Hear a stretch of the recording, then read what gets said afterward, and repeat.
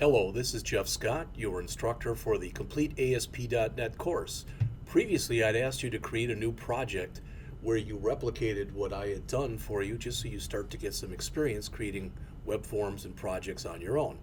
All right, and so I'm going to go and reproduce what I have done earlier. So I'm going to do a File, New, Website. Make sure that it's set to Visual C# File System, an empty project, and I'm just going to call this Practice 01. All right. Then I'm going to come in here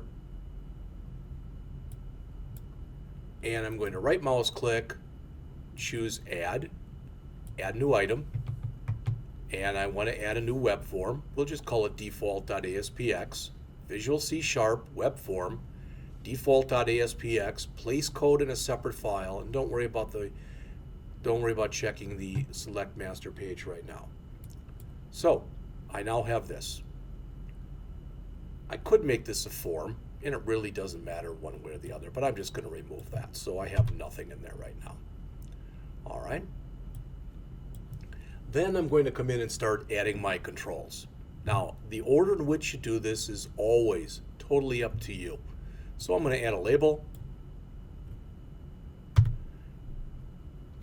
Whoops, I think I removed that label accidentally.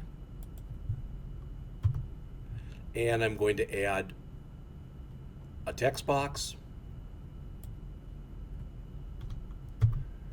Put in a couple, or a one line break tag should be enough. Then I'm going to add another label. I'm going to add another text box, put in yet another line break, and finally add one more label and one more text box. Again, there are many ways we could do this. So right now my interface looks like this. That's pretty much what I had shown you earlier. We'll pretty it up a little bit. I'm going to hit enter, and now I'm going to add my button, but I'm just going to add my button. And I'll add it myself like that. Okay? All right, let's go in and start making some changes and do the things I'd asked you to do. Again, as I've already mentioned to you, what I like to do when I come in here is I like to put each one of these things on a different line. Use a lot of tabbing and a lot of white space because I think it makes it much easier to work with. You may or may not agree with that. As always, you should do what is easiest for you and what you're most comfortable with.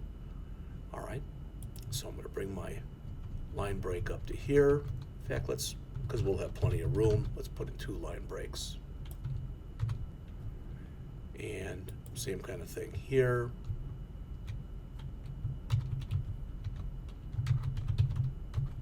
Okay, and again, as already mentioned, just because it's a little easier to work with, what I'm going to do is I'm going to put in my own white space here. All right. And I try to put in, I guess I put in paragraph tags. It doesn't really matter. All right. But I'm going to go and each one of these things that I'm putting in here, I'm going to put on its own line. All right. And try to line some stuff up. So the ID I said for the first one should be label first name. We want to make sure that it still says run at equals server, and the text will be first name with a colon right there. All right. And afterwards, I'm just going to add 3 blank spaces, non-breaking spaces. All right, so there's the first one. All right, so that's my first label. You can see now when I come back and go back into data mode, looking a little bit nicer. I didn't bold it yet, etc., but I will. All right, so let's go back in again.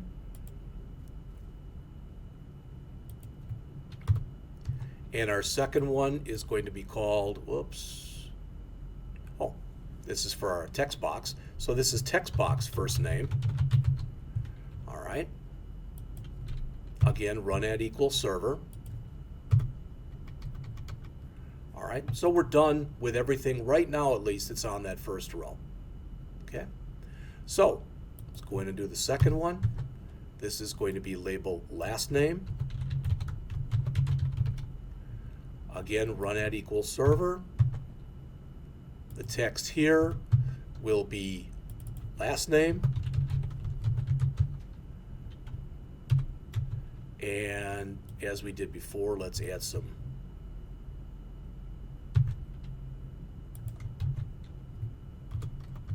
non-breaking spaces. In fact, I'm even going to add at least one more.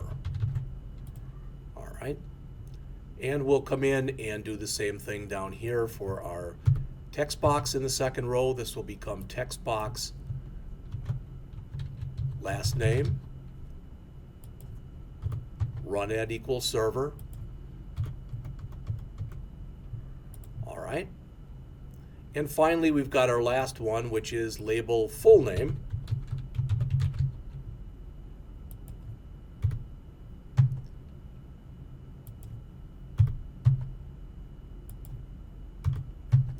And that will be full name. And as we did, I'm going to add some non-breaking spaces. This probably won't line up perfectly. That's fine. We haven't done anything in here yet to put in any kind of CSS or anything. So that it's more than fine the way that it is. Text box, full name, run at equals server. And then finally, we'll have our button in here. And if you remember, that was called button submit.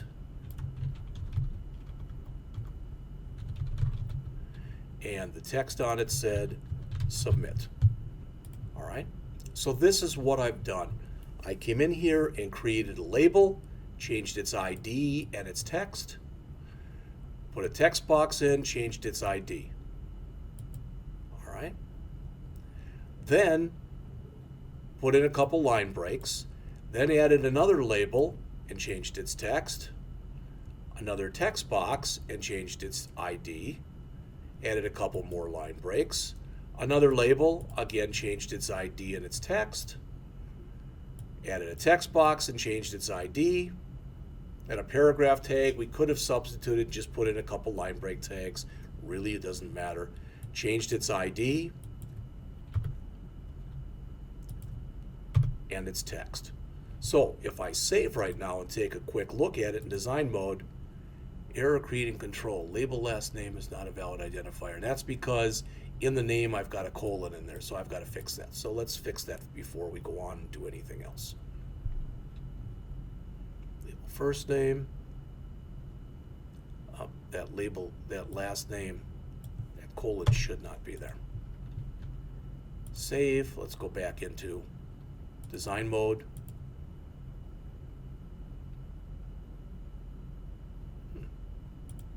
Still doesn't like something that's in there, so let's go back again and take a look at it. This is what a lot of working in programming is. As the old saying goes, all right, oh, and I've got a blank space in there, that's why I got the error too. It's a marathon, it's not a sprint. And you're constantly going and fine-tuning and toning and honing your program to ideally make it look better than it did previously. All right, now that goofed that up, but I'll fix that in just a second. But you can see it's coming together. All right, so that's a label, the ID. Label text is first name. Label the ID, the run at. Text equal last name.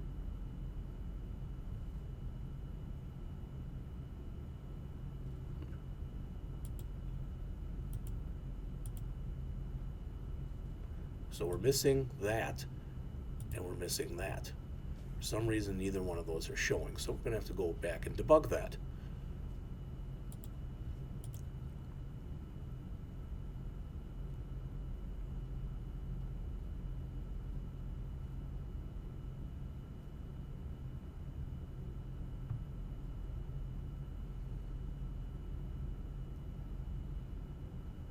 Well, this is missing text, so that should have in there text equals,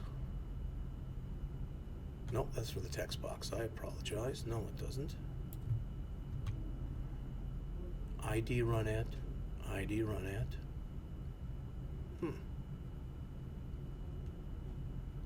Save one more time and go back into design mode.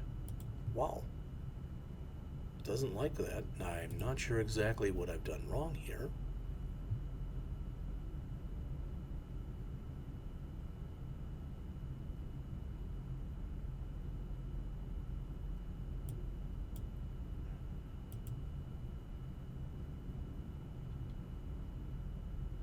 Might be these that I have to take these and put them there at the end. So let's go back and check one more time. Much better. All right, it's coming together.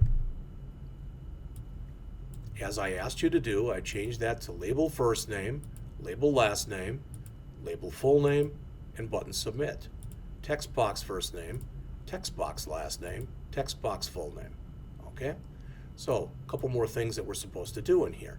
I had asked you to come in and go to the font property and change the bold to true for each one of these.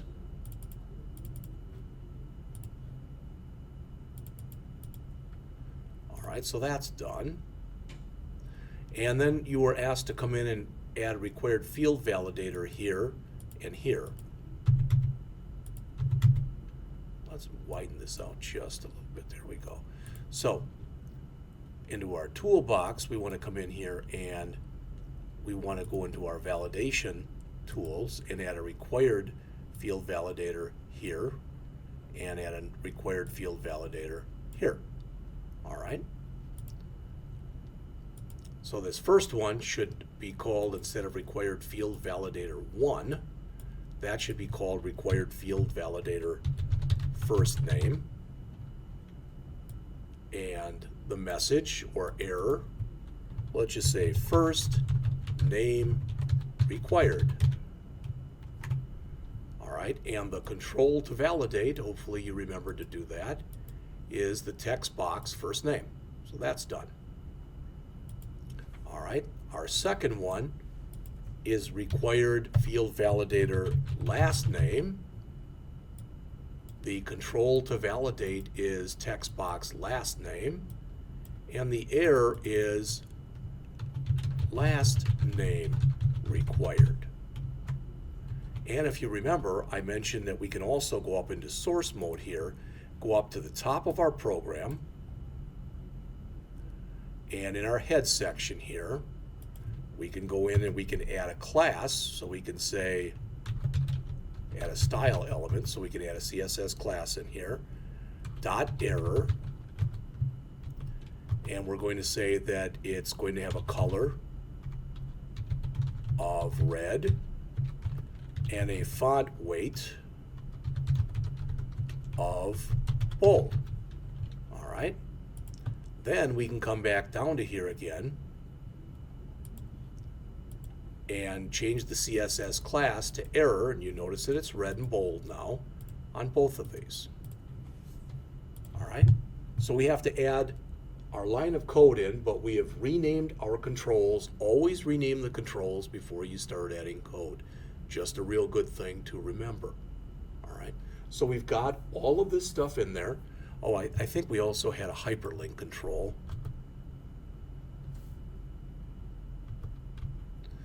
That was about right there. So let's see.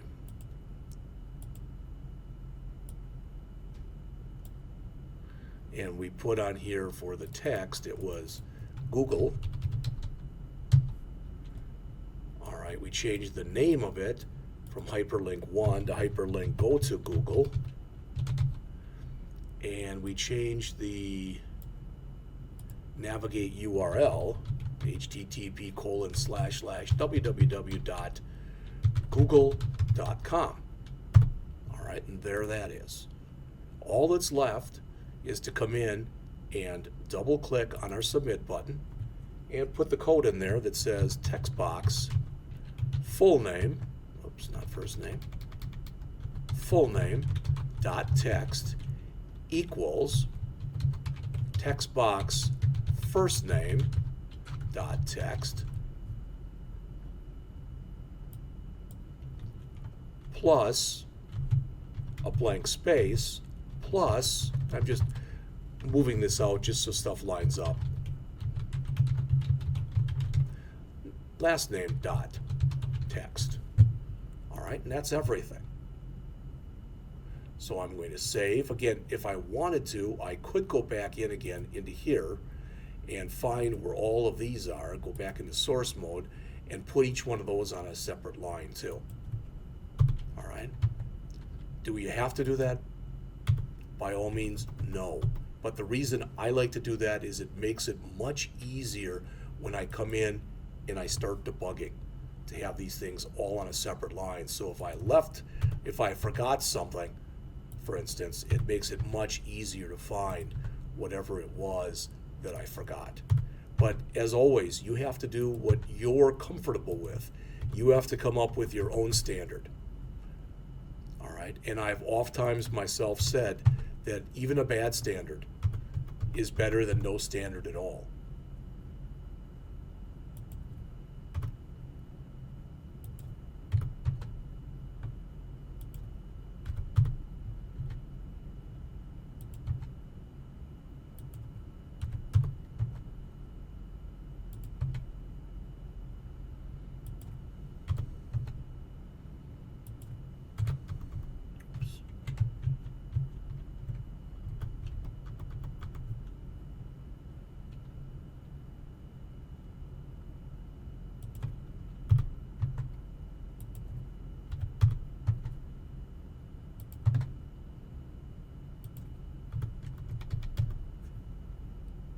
And that's pretty much right there, everything.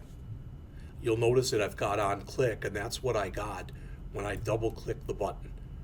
ASP.NET, like many programming languages, is what's referred to as an event-driven programming language. It's sitting there waiting for things to happen. So I'm going to save, and now I'm going to attempt to run this. Error in application. Oh, okay. That was the other thing, because we haven't gotten to that point yet. What you have to do also for both of those required field validators, I apologize for not mentioning that, is we've got to go there and find the control that says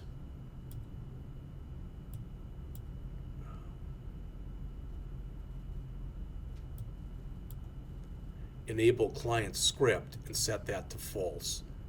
And also the one here, set that to false. All right. There it is. Not all that aesthetically pleasing, but it seems to be okay. When I submit with nothing, I get the error message. As soon as I put a value in there, wow, and the error message did not go away.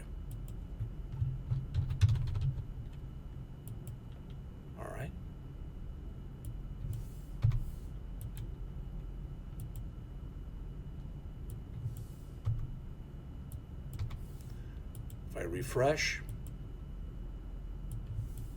you'll see that there's still some values in there. We'll have to work on that a little bit.